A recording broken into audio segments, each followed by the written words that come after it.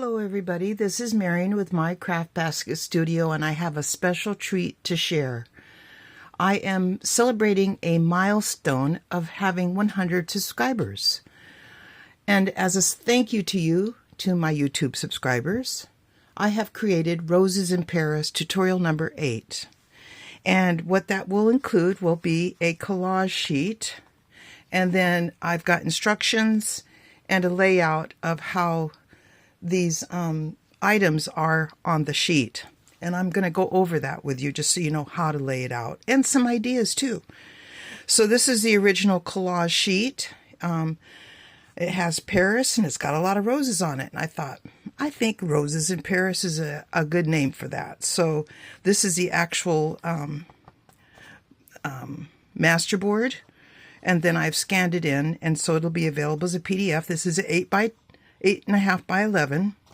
And so I want to show you how I do my mock-up of what I decided I was going to do. And I started doing this with other people's videos when I watched them, and they made certain things. I actually started doing this, and I really like it because then I don't have to read my instructions. I can just look at what I've got here and, oh, okay, now I know exactly what to do. So this, I knew I wanted to pocket and tag. Now, of course, you can do it on this side too, but this is just an example. So I can go like, okay, I want to pocket and tag. So this is going to be, so when I had my 8.5 piece of, as you can see, it was just scratch paper that I had that I glue on and stuff. That's where I put it. That's where I decided to start, was I knew I wanted to tag. And then I also knew I wanted a book. So this is the book. It's 6 inches by 5. So when it's folded up, it's going to be a 3 by 5. And then I knew I wanted a bookmark. So I placed the bookmark. I figured out that area. And then I had this area left. And I go like, well, I could do a pocket. And I could do a pocket that's wide, and I can do a pocket that's tall. I go like, okay, that looks great. And that's what I did. And so that's how I got my measurements. That's how I decided what I wanted to do. And that's how I did my mock-up. And so then I printed out my collage paper. I'm going to show you, I think I'm running out of a little bit of ink. This is actually a HP inkjet copy, and I'm starting to run out of ink, so it's not vibrant color like it should be.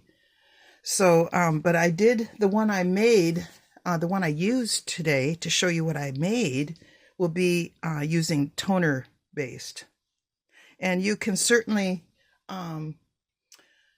go and take them to your local copy shop. I do want to say the quality of the print is dependent on the printer. Please feel free to take your local copy store to print toner quality prints. Digital downloads may not be resold, and printed copies may not be sold. Downloads are for personal use only and may not be shared or distributed. However, you're certainly welcome to share my website, MyCraftBasket.com, so that your friends can visit the website and download the PDFs themselves, and they can find that at the MyCraftBasketStudio tab. So this is the instructions that you're going to get. There's 2 pages, step 1 and step 2. And I did want to walk over them quickly with you. When you print it out, whether you get a toner base or you do it on your own HP inkjet, it does have a white border on it. Please do not, I think I have it on step 2. Do not trim off the white border, because if you trim that off, then as I showed you here on the mock-up, everything is exactly on that 8.5 by 11. If you trim it, it's not going to fit. It's going to be, you're going to be short, and the measurements won't turn out. And believe me, it'll work, and I'll show you how. So you're going to go ahead and lay out everything. And what I did, I wanted to show you this little trick. By doing this and having my pieces already, when I laid them out on here, I go, do I like, because this is where it was on my mock-up. It was on the right-hand side. Do I like what's under there? Not really, but my eye was going over here, and I go like, oh, I would love to have that for my front cover. Yeah, that will work. And I can hear everybody going, but Marianne, it'll be on the back side. And I'll show you how we get around that, okay? So that was where I chose to do that. Since I know that that's going to go there, then I'm going to put this here. And again, you may be saying, but Marianne, these are going to be upside down. I'll show you what I did. All right, so now I had a decision here of what I wanted to do. I knew I wanted my bookmark there. Now, I certainly could have done it here. It would still fit if I wanted it right side up. But I chose to do it this way. And then I did a pocket this way. And then I had this section left. And before I did this section, I go like, you know, I need a tag in here. So this is going to be a tag pocket. I need a tag for that. So I ended up not using this one. Instead, I cut it. This is what's going to be on your design, on your actual layout page. You'll see it. I cut about 1 inch off of this so that I have this much. I made it into a tag and it fits just perfect in there. And then I have this little piece left. And when you go to trim this part down, you'll actually have a couple of pieces to use from this. And I actually used them. So I'll show you what I did with those. Now, you certainly can do, so when you're, what I was going to say is you certainly can do whatever you want. But look and see where the items are going to be. And if you like how it's going to lay out, then great. If you want the tag going this way and you go like, I like how that tag looks like that, the bookmark, I should say, looks like that with the couple of butterflies and part of the rose. That certainly works. You could do the pocket like this. You could still go ahead and do a pocket. Afterwards, I thought, you know, that would have been the perfect size for this bookmark. But all is not lost. This pocket here will be ideal for the book. So that'll all work. All right, so now that's how I chose to lay it out. Once I decided how I was going to lay it out, I started cutting. And so I want to show you, let me get these items out of the way. Let's see. I don't want to jump ahead. I'm afraid I'm jumping ahead of myself. But we'll go ahead and show this. So this is where I cut it out. And I want to show you how it all fits on here and why I said don't worry about the white border.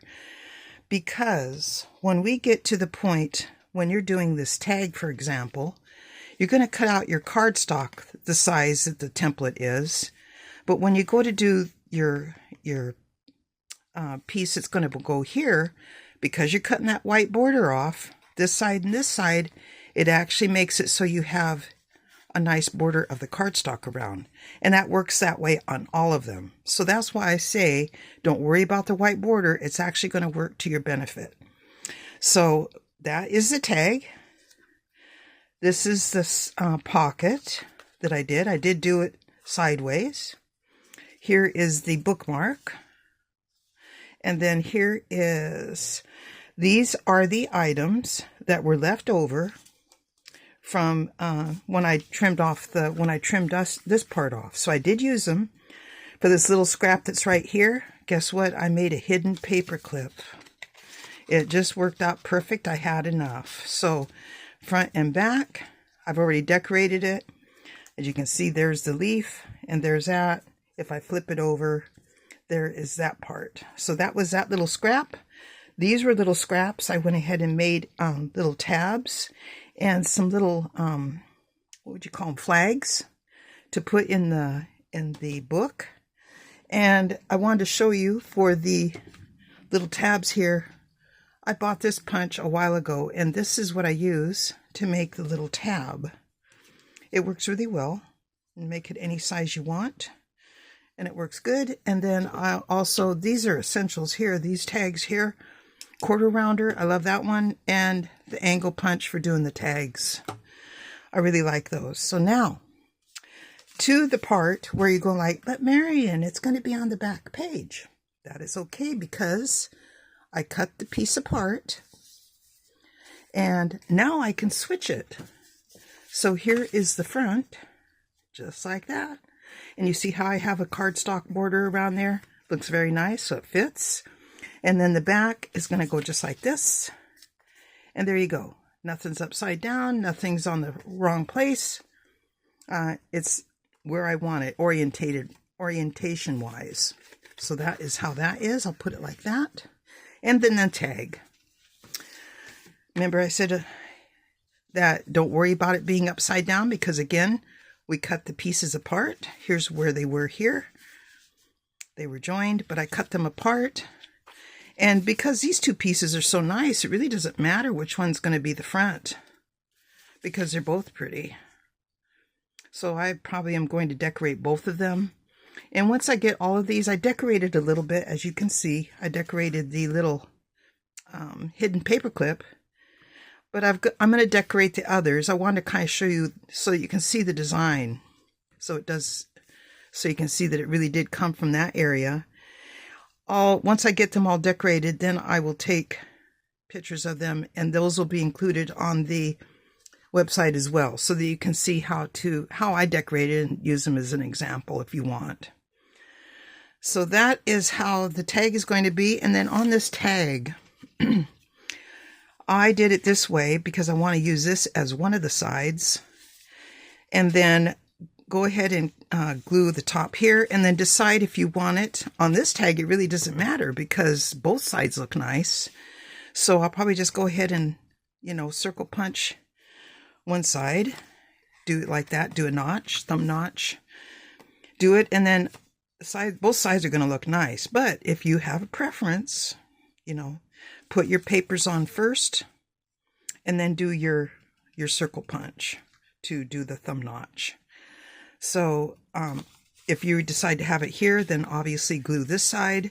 If you're going to have it coming in from this side, then you want to glue this side, okay? I'm not going to assemble anything on camera just because you know how to glue. You saw how I'm going to lay them out. I've decorated a few pieces so you can see how I did them. I want to do this. All right, put that in there. And these little cute, I can't believe it. I used every little scrap of paper that there was. Okay, now, so we're going to get this out of our way because I wanted to show you the layout of what I got for you. And let's see here.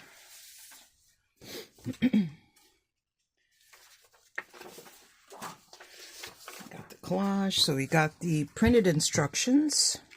You'll need a piece of 8.5 by 11 cardstock that's going to coordinate with whatever color you want to pick up out of here. Maybe you want to pick up the pink. Depending on how you print it. I have one here. This is the same thing, but it just that I don't have the washi tape on there yet. But I loved how this looked, the vintage look. And I think I also did this off of inkjet when I had a lot of color in it. So it looks very nice, vintagey looking. It did pick up those browns in there. And then you're going to need the collage, which you can print off. And then also, as a bonus, you know how I like bonuses, I have some sayings. And so this is going to be available for you to print. This is going to be a separate PDF. Am I going to do it separate? I think I'm actually going to put it with the instructions. So it'll be a page in the instructions. In fact, I did say on here, it's going to be on page 4. The collage is going to be a separate PDF. So this is some sayings. And I thought, what better thing to do than to have sayings that would go with my theme of roses in Paris. So you can see that I did some of those. Paris is always a good idea. Spring in Paris, forever in your heart. Things like that. I've got just a single word Paris down here. And some other sayings. And these sayings can be used in any junk journal. So they're not just restricted to this project. You can use them other places. Now, I wanted to show you, if I have it handy, I wanted to show you what you can do. I'm missing it, but I'm going to show you on this one. So when you can do a couple things on your words. You can print them out, obviously, on cardstock. You can print them out on a different color piece of paper. But if you don't have those things available and you don't want to use cardstock because it's heavier, just get your good old vintage photo, and you got your sponge applicator. And so say I want to use the word Paris. I'm just going to lightly go over the word Paris, distressing the word. And then I'm going to tear it out. That's what I did here. I distressed the word sing and tore it out, and then I backed it with some brown paper. And there you go. I got a little motif on the front of there, little cluster, tiny cluster. So you can do that, and you can do any color you want. So that's how I changed the color of the words. If you want to do that, that's what you can do, or you can print them out on a colored piece of paper as well. Now here is the printout for the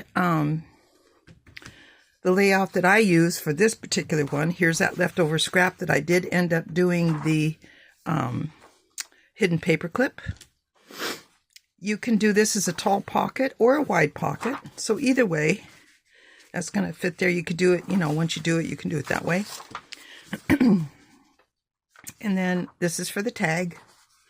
And then, of course, the other items. So that is going to be available in that instructions to be able to print out.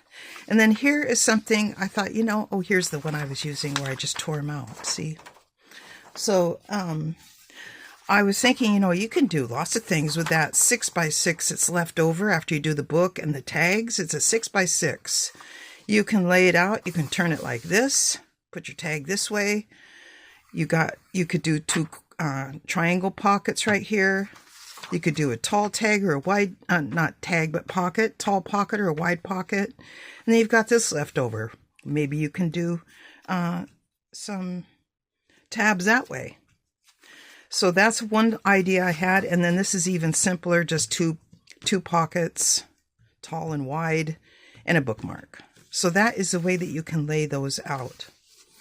So I hope you enjoy this project that I created for you, again, for celebrating 100 subscribers. Thank you so much for your support. I appreciate it. I enjoy doing these, showing people how to be creative. And I'm just wanting to put some of these things here that I have finished in front of us here. And if you like, I appreciate if you would subscribe to my YouTube channel. Also visit my Etsy shop. I have other collage sheets there available to purchase. MyCraftBasketStudio.etsy.com is my store site. And then I'd love to hear from you if you want to email me and you want to show me the projects that you have created with some of the things that I have. I would love to hear from you. My email address is mycraftbasket@aol.com. And I think that is all I wanted to show you today. Again, thank you so much. I appreciate that you enjoy my projects. And watch soon for a new one coming. Thank you. Bye-bye.